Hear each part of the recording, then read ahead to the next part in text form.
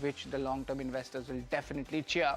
Just to understand and give it more perspective, we'll be joined by Dheeraj Singh.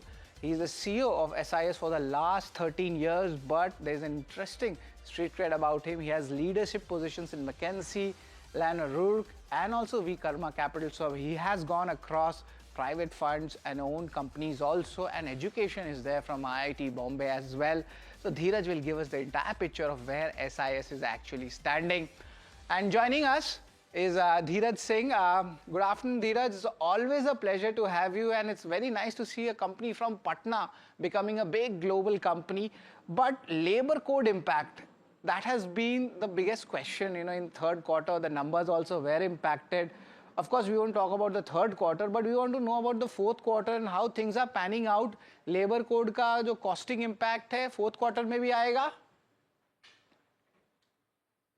Okay, thank you. I was watching your introduction before this, and I liked your one statement that ये धंधा stable cash flow का है. So that was very well put.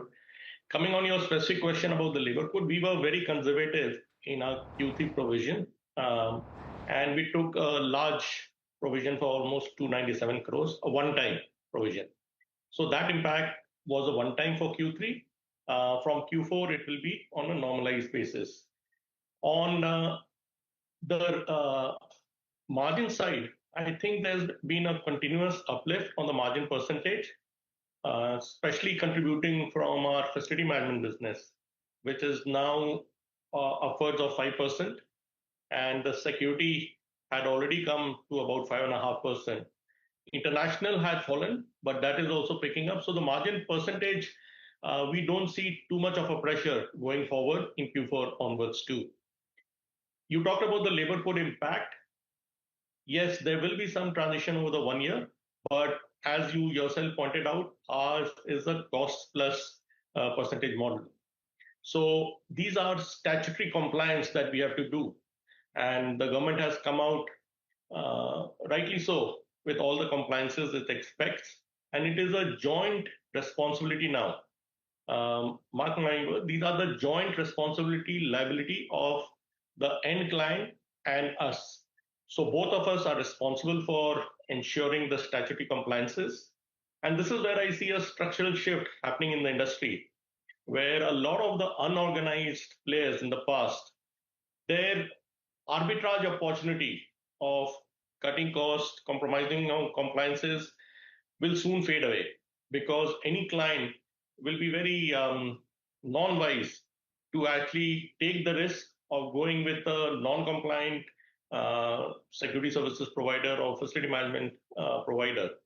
And therefore, it probably gives us a larger market share opportunity to tap into. And Dheeraj, of course, this is the same question. I'm just going to repeat and just get into a little bit more details about it. You did mention that the next 2 quarters, there will be a little bit of margin pain as well. But for the long-term investors who are watching KYC, their query is, कब ये solve हो जाएगा? 2 quarter, 3 quarter, by when we can see it? Is this positive rebound which you are talking about, will we see that in the entire FY27 or the second half of FY27? If you look at our normalized profit numbers as well as the EBITDA, it's constantly been increasing quarter on quarter. We've had the one-offs of the impairment and the gratuity provisions, but those one-offs are now behind us. From Q4 onwards, we expect a steady increase in both our rupee value, EBITDA, as well as the PAT numbers, and the margin percentage will remain stable or increase. Long term, we want to aim as probably one of the few companies in India that come in the 500 crore PAT bracket, and that can consistently grow on a 15% year-on-year basis, and at the same time deliver a ROE and a ROCE of more than 15%. We are well on track for that, and this year, by the end of Q4, you will see our numbers delivering on that path. So that is definitely a very bullish and a relief to the long-term investors who are watching KYC as well. That's a very important statement coming from Dheeraj ji. Apart from that, let's look at the performances. There's your security solutions business, which is there. I would like to just point out the outlook. Right now the Q4 numbers, how the demand trends, client confidence looking like for your security solutions business in India? The security solutions is a hedge business. So when things are up or down, the security is always in need. But we are seeing the demand come from now newer segments. The entire mining sector, for example, we are having some large contracts there. The entire metro segments, or even the data centers. So the new sectors continue to offer opportunities for a security market. We on our side are getting more into the technology side of security also. That is a need because it will help optimize the cost for our end clients also. And we have 2 or 3 businesses that focus on the technology part of it. Business specifically called vProtect. It is an alarm monitoring and response services.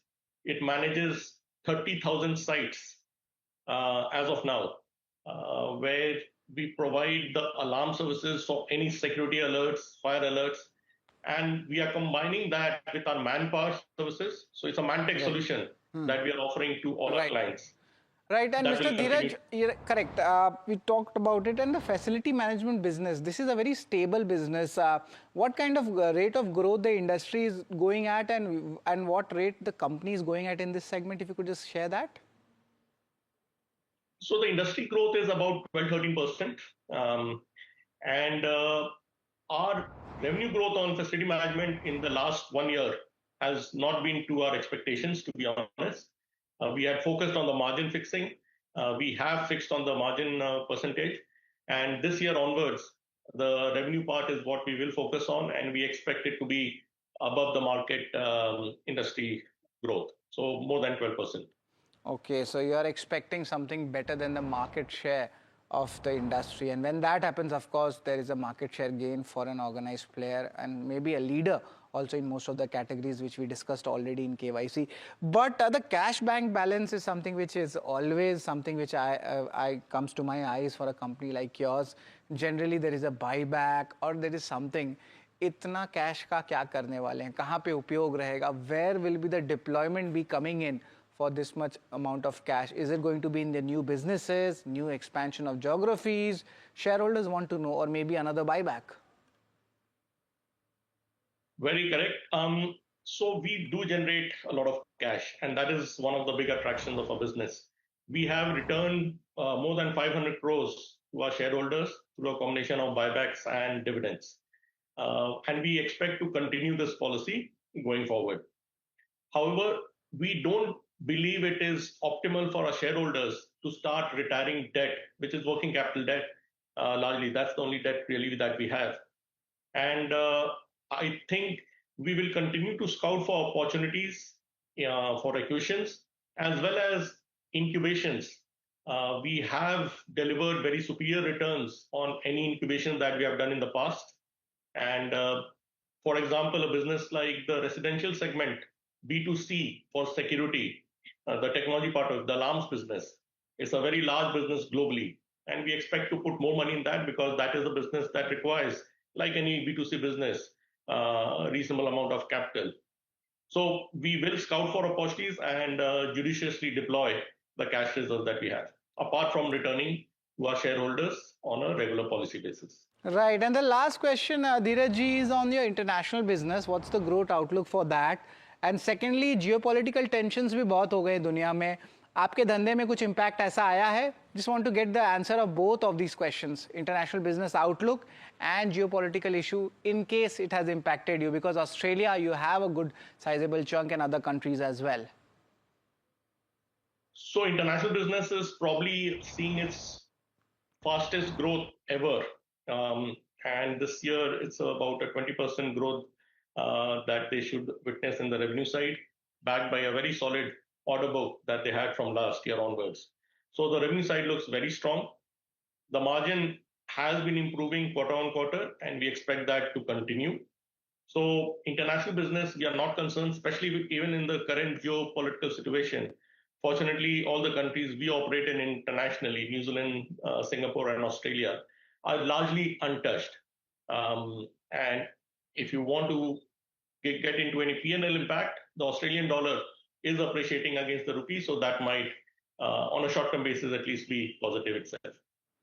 Sure, that's a very important view coming in. So there's no major impact on your international business as well. Thanks a lot, Dheeraj, for taking your time out and giving your views and clearing a lot of doubts or the queries posted by our viewers, especially regarding the labor code impact. It's always a pleasure to talk with you. So that's the management of SIS. Dheeraj, he explained us what in the long run would be beneficial for the company when it comes to the labor code impact. No important issues in the international business, and most importantly, the Q4 might be a turnaround quarter. Interesting to watch the stock. It's deeply sold. Maybe technical up moves we can see. But that's all for SIS and KYC. Stay tuned to NDTV Profit.